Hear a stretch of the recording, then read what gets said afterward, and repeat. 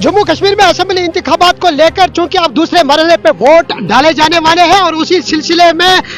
मुल्क के वजीर दाखिला अमित शाह भी अब जम्मू डिवीजन का दौरा कर रहे हैं और वो बीजेपी के जम्मू कश्मीर के सदर रविंद्र रैना के हक में आज यहाँ एक चुनावी रैली से खिताब कर रहे थे। जैसे ही उन्होंने चुनावी रैली से खिताब किया तो उन्होंने वहां पर कहा कि जितने भी यहाँ पर पत्थरबाज अभी जेलों में बंद है, मुल्क के मुख्तलिफ जेलों में बंद है, उन्हें किसी भी कीमत पर रिहा नहीं किया जाएगा। वही उन्होंने कांग्रेस पर सीधा निशाना साधा कि कांग्रेस यहाँ अब हुकूमत में आना चाहती है और हुकूमत में आने के बाद वो उनका जो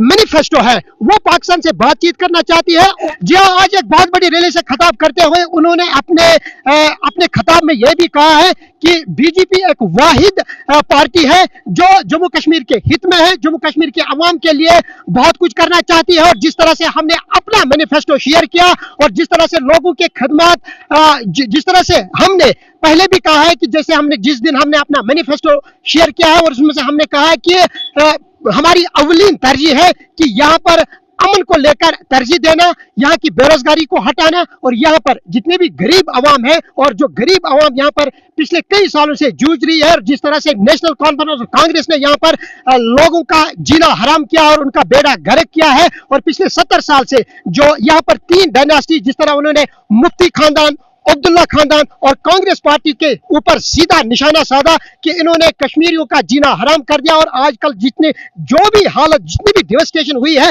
वो सिर्फ इन 3 खानदानों की वजह से हुई है। अब वक्त आ चुका है यहाँ के अवाम को यह फैसला करना चाहिए कि हमारे हक में कौन सी पार्टी अच्छी है और किस पार्टी को हमें वोट देना चाहिए। एक बड़ी चुनावी रैली थी क्योंकि अब दूसरे मरहले पे वोट डाले जाने वाले हैं जिसमें से टाइम जो है वो 25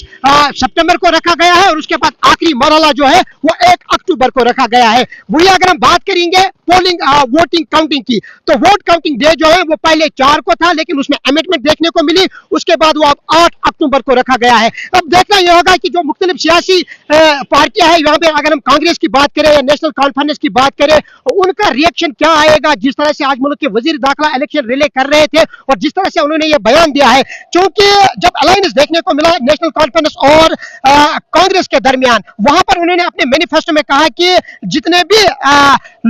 खासतौर पर जितने भी यहाँ के कैदी जेलों में हैं हमारी अवलीन तरजीह रहेगी हम उन कैदियों को रिहा करने की भरपूर कोशिश करेंगे, खासतौर पर उन कैदियों की जिनके ऊपर एक्ट कम लगा हुआ है और जो कम